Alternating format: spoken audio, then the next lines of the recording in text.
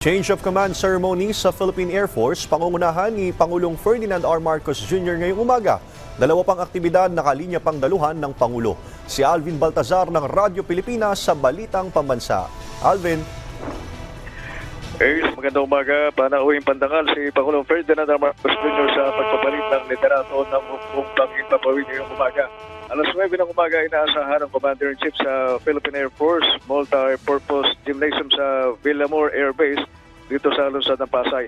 At sa gaganaping change of command ay pagkakalooban ng testimonial review and retirement ceremony ang magre-retirong si Lieutenant General Stephen Pareño bilang Air Force Chief.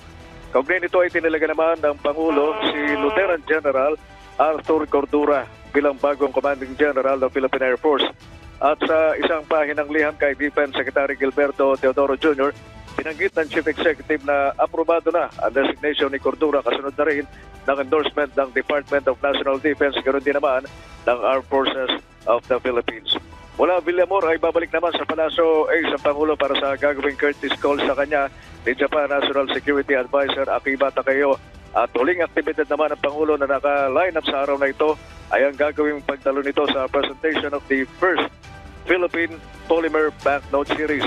Ang presentation of the first Philippine Polymer Banknote Series ay isang seremonya kung saan formal na ipinakikilala yung bagong serye ng polymer banknote sa publiko. At karaniwang sinasigawa ito ng BSP o Bangko Sentral ng Pilipinas upang ipakita ang mga bagong disenyo, materyales at seguridad ng mga banknote. Nagulat mula sa Palasyo ng Malacanang, ako naman si Alvin Baltazar ng Radyo Pilipinas para sa Balitang Pambansa. Maraming salamat, Alvin Baltazar.